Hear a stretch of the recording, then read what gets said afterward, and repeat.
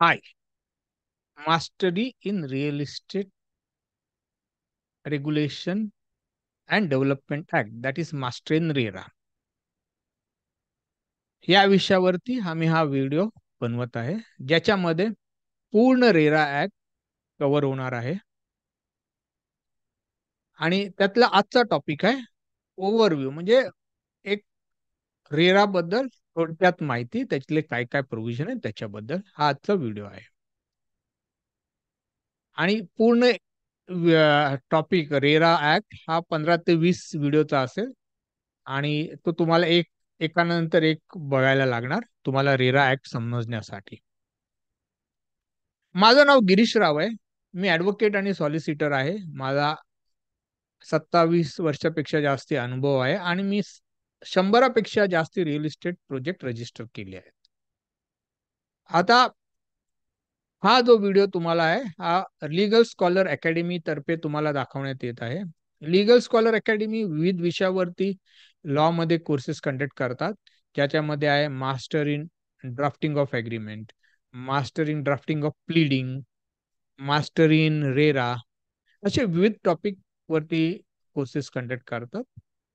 त्याच्या व्यतिरिक्त दर शुक्रवारी वेबिनार घेतले जातात आणि ते वेबिनार जे असतात फ्री ऑफ कॉस्ट असतात. तुम्हाला त्याच्याबद्दल काही जास्ती माहिती हवी असेल तर तुम्ही इथे जे खालती जे नंबर्स ते स्क्रॉल होत आहेत त्याच्यावरती संपर्क करावा, तुम्हाला सगळी डिटेल माहिती मिळेल. आता आपण आपल्या विषयाकडे वळूया. पण त्याच्या आधी मला एक सगळ्यांना विनंती आहे की तुम्ही या चॅनलला सबस्क्राईब करावं. ह्या चॅनलला सबस्क्राईब केल्यावरती तुम्हाला जे जे नवीन व्हिडिओ पोस्ट होतात ह्याच्यावरती यूट्यूबवरती त्याची तुम्हाला नोटिफिकेशन येणार आणि सगळे जे व्हिडिओ असतात ते खूप इन्फॉर्मेटिव्ह असतात आणि त्याच्यातून तुम्हाला खूप नॉलेज मिळेल. तर माझी ही विनंती आहे तुम्हाला सगळ्यांना की तुम्ही हा चॅनल सबस्क्राईब करावा.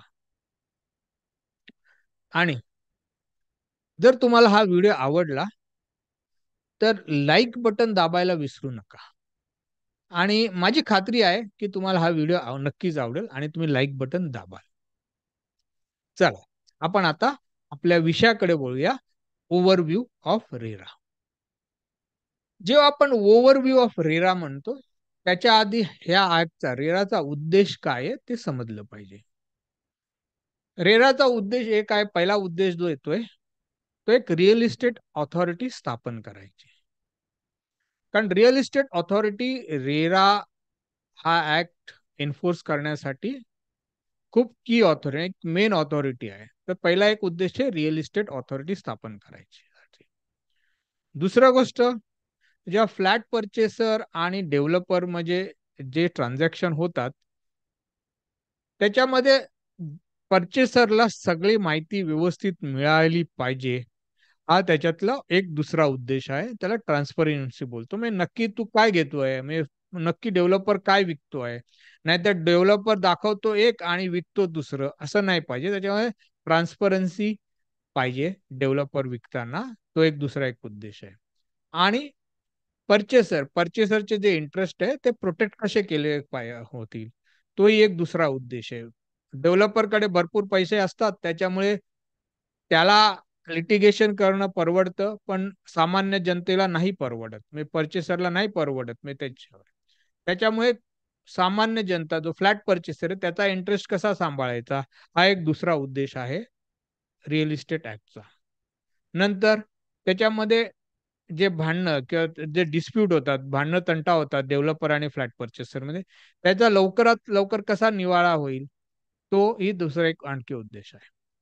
त्याच्या व्यतिरिक्त रिअल इस्टेट इंडस्ट्रीला इंडस्ट्री हा दर्जा देणे हा एक मोठा उद्देश आहे. आज रिअल इस्टेट इंडस्ट्री जवळजवळ 10% आपल्या जीडीपीचा कॉन्ट्रीब्युशन करते. तरी पण रिअल इस्टेट इंडस्ट्रीला इंडस्ट्रीचा दर्जा नाहीये. त्याच्यामुळे काय होतं, त्याच्यामध्ये स्टँडर्डायझेशन नाहीये, त्यांना लोन व्यवस्थित मिळत नाहीये असे इंडस्ट्री. तर ते साध्य करायचं, रिअल इस्टेट इंडस्ट्री एक व्यवस्थित डेव्हलप झाली पाहिजे, तोही एक या ऍक्टचा उद्देश आहे. आता आपण बघूया काही प्रोव्हिजन, की प्रोव्हिजन म्हणजे ओव्हरव्ह्यू मध्ये. पहिली गोष्ट असते की real estate sorry, RERA act हा सगळ्या रिअल इस्टेट प्रोजेक्टला ऍप्लिकेबल आहे. कुठलाही प्रोजेक्ट असेल तर रिअल इस्टेट ऍक्ट ऍप्लिकेबल आहे. आणि काही प्रोजेक्टला एक्झम्प्ट केलंय, म्हणजे काही प्रोजेक्टला बंधनकारक नाहीये रिअल इस्टेट रेग्युलेशनचं मध्ये रजिस्टर करायला. त्याची सगळ्या real estate project real estate act खाली रजिस्टर्ड झाले पाहिजेत रिअल इस्टेट ऑथॉरिटीकडे. पण त्यातनं काही प्रोजेक्ट रजिस्टर्ड नाही केले, त्याला एक्झम्प्टेड केले आहेत. तर ते कुठले प्रोजेक्ट आहेत?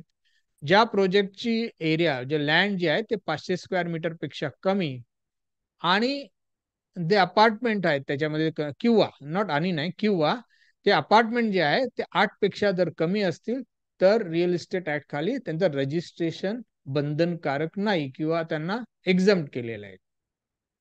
नंतर ऍक्ट मध्ये डेव्हलपरला जितके पैसे आपण देतो फ्लॅट परचेसर, त्यातले 70% पैसे हे वेगळ्या अकाउंटमध्ये ठेवले पाहिजेत, आणि ते फक्त कन्स्ट्रक्शन करण्यासाठी आणि लँड कॉस्ट म्हणजे जमीन घेण्यासाठीच वापर करू शकतो.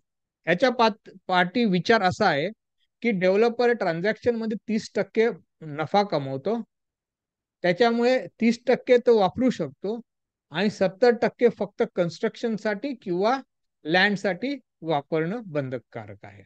त्याच्यासाठी एक वेगळी मेकॅनिझम आहे, ती आपण त्या व्हिडिओवरती डिस्कशन करताना बोलूया.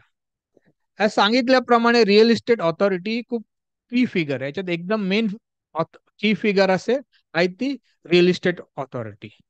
तर 3 गोष्टी मी त्याला ट्रिपल ए बोलतो. ट्रिपल ए म्हणजे 3A ची जबाबदारी आहे त्याच्यावर. एक, रिअल इस्टेट ऍडज्युडिकेटरी ऑथॉरिटी आहे, म्हणजे जे डिस्प्यूट होतात, भांडणं होतात, त्याच्यात निवाडा रिअल इस्टेट ऑथॉरिटी करतो. दुसरं, ऍडमिनिस्ट्रेशन, रेराचं रजिस्ट्रेशन ते लॉ बरोबर इम्प्लिमेंट करून घेणं, तो ऍडमिनिस्ट्रेशनची जबाबदारी पण रेराला रिअल इस्टेट ऑथॉरिटीकडे दिली आहे. आणि तिसऱ्या, ऍडवायझरी, रिअल इस्टेट ऑथॉरिटी जे आहे ते ऍडवाइसही द्यायला लागतं त्यांना, जेव्हा जेव्हा त्यांना काही माहिती किंवा ऍडवाइस विचारली जाते. नंतर ऍक्ट खालती तुमच्याकडनं फ्लॅट परचेसर कडनं 10% पेक्षा जास्ती रक्कम बिल्डर स्वीकारू शकत नाही, जोपर्यंत अग्रीमेंट फॉर सेल रजिस्टर करत नाही. त्याला ते 10%चा बंधन आहे, त्याच्यापेक्षा जास्ती त्यांनी घेऊ शकत नाही.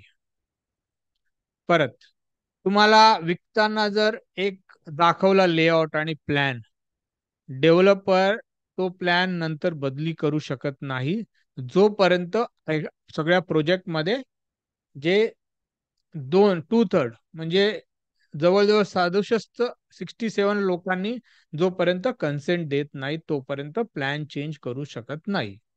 परत सांगितल्याप्रमाणे जर डेव्हलपरने तुम्हाला जागा वेळेवर दिली नाही, पोझिशन फ्लॅटचा दिली नाही, तर तुम्हाला 2 ऑप्शन आहेत. एक, त्या प्रोजेक्टमधनं बाहेर जावा किंवा प्रोजेक्टमध्ये राहावा. प्रोजेक्टमधनं बाहेर जर तुम्ही जात असाल तर तुम्हाला जितके पैसे बिल्डरला दिले तेवढा पैसे बिल्डरने तुम्हाला दिले पाहिजेत, परत रिफंड दिले पाहिजे, परत त्याच्यावरती व्याज आणि कॉम्पन्सेशन सुद्धा मिळतील. आणि समजा तुम्हाला प्रोजेक्टमध्ये राहायचं आहे, तर तुम्हाला फक्त त्याच्यावरती व्याज मिळेल जितके पैसे दिले होते तितके, आणि ते SBIचा लेंडिंग रेट वरती प्लस ऍडिशन 2% वरती तुम्हाला व्याज, पर ऍडिशनल 2% हे व्याज असेल.